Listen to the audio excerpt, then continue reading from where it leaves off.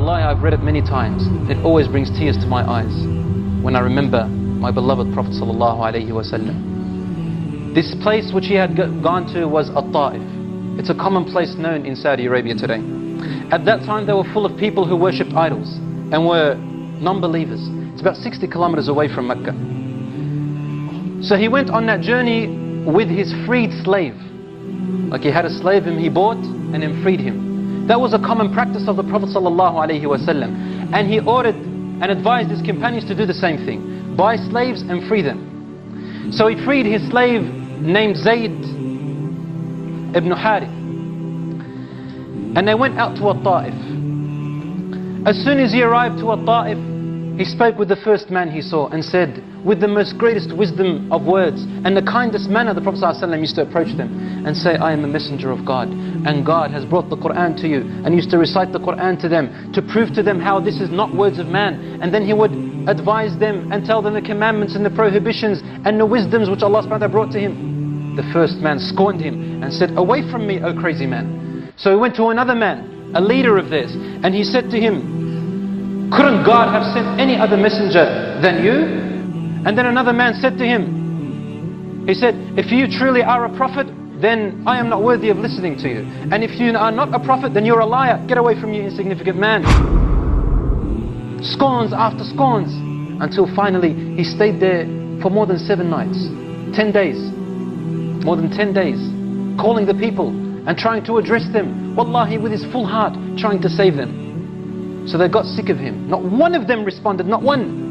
They got so sick of him that they wanted to exile him and throw him out. He was an unwelcome guest.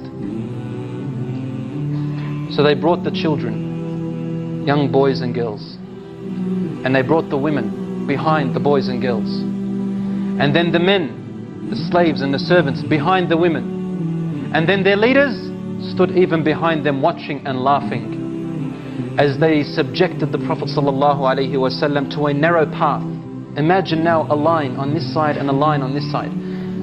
Boys and girls, women at the back, servants and peasants on the other side, and they're all throwing rocks at you, spitting at you, throwing dirty material, filthy, impure things at your face, at your legs, and swearing at you in a land which is so strange to you, and you don't know anyone there, and you've come to them with a true message. All you're doing is just inviting and saying pure words of kindness, and you haven't harmed anyone, and this is the way you've been treated. The Prophet ﷺ was Zayd, walking between these two lines. They threw the filth at him ﷺ until his legs began to bleed on both sides. And Zayd ibn Harith tried to protect him, and he was injured in his head and the blood was seeping from him, subjecting him to a few kilometers down, almost about 2 kilometers. All on his side, children, women spitting at him, cursing him, abusing him, laughing at him, pointing at him. Sallallahu Alaihi Wasallam, almost a 42 or 43-year-old man. Until finally, at that time, very tired and exhausted, he sought refuge in one of the numerous gardens. He sat tired beneath one of the trees of the gardens, and the people left him. But Allah subhanahu wa ta'ala sent 2 sons of Rabi'ah, and they felt a bit of remorse for this man. So they said to their servant, they had a slave, a Christian slave, and his name was Addas. Said, go and take this tray of grapes to that man. We feel sorry for him. So Addas, the Christian slave, went to the Prophet ﷺ, and he gave him the grapes. Then the Prophet ﷺ said some words which shocked Addas. He said, Bismillah. Because when we eat, we say Bismillah, in the name of God. The man Addas looked at him peculiarly and said, where did you learn these words? These words are not common to the people of this land. I've never heard them before. The Prophet ﷺ looked at him with a smile, because that's his character. Even though he was treated so badly by all the people of the city. Listen to this carefully, brothers and sisters. I have a very important message here. He never ever generalized. Every single individual was a potential Muslim and a potential good person. He looked at Addas and smiled, and he asked him, O person, where are you from? And Addas said to him, I am from a place called Nineveh. The Prophet ﷺ said, Nineveh, the place where Yunus ibn Matta is from? Jonah. Addas looked at him and said, how do you know Yunus, Jonah? Tell me about Jonah. It was mentioned in the Bible.